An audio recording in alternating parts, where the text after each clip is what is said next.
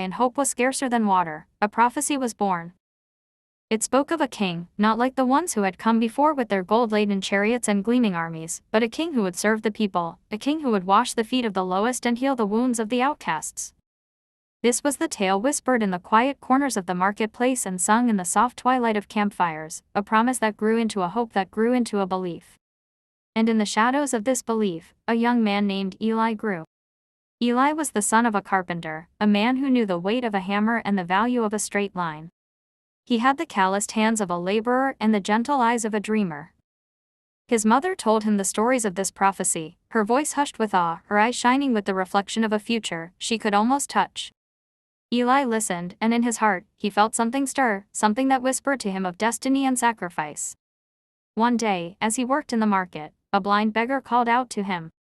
The man's voice was rough, like a stone worn smooth by a river, and his eyes, though sightless, seemed to look straight into Eli's soul. "Young man," the beggar said, "I have been waiting for you."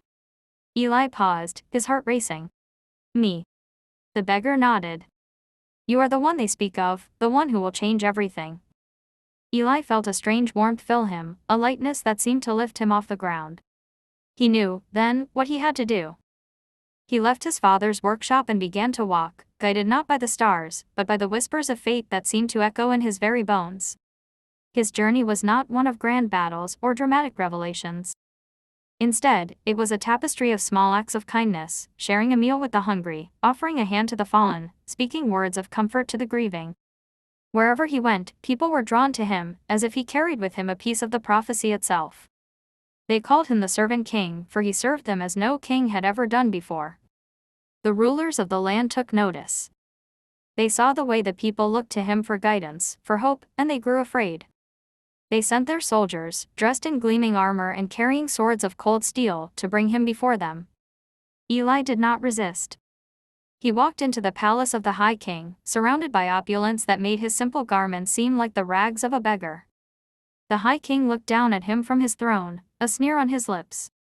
"You claim to be our savior," he scoffed. "Look around you. What can you offer us?" Eli looked around the room at the faces of the rich and powerful, and said, "I offer you what I have offered the least of these, my service." The High King laughed, a sound that rang hollow in the grand chamber. "Very well," he said. "Prove it. You will serve us, and we will judge if you are truly a king." So Eli served. He worked in the stables, caring for the animals that pulled the chariots of the elite. He cleaned the floors and emptied the chamber pots, all with a humility that seemed to shine from within him. The people whispered his name in awe, and the soldiers who had once mocked him began to look upon him with something approaching respect.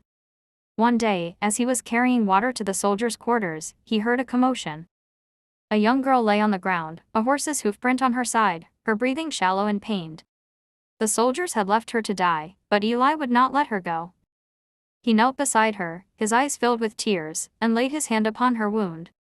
And then the unexpected happened. The wound closed, the color returned to the girl's cheeks, and she sat up, looking at him in wonder. The soldiers stumbled back, crossing themselves, for they had seen a miracle. Word spread like wildfire through the city, and soon the High King himself came to see the girl who had been healed. "Do this again," he demanded, "and I will believe in you." Eli looked at him, and in his eyes was a quiet power that could not be denied. "My lord," he said, "I serve a king greater than any earthly throne could hold. His power is in love, and in that love, all things are possible." The High King's face twisted in anger, but before he could speak, a leper approached, his body ravaged by disease.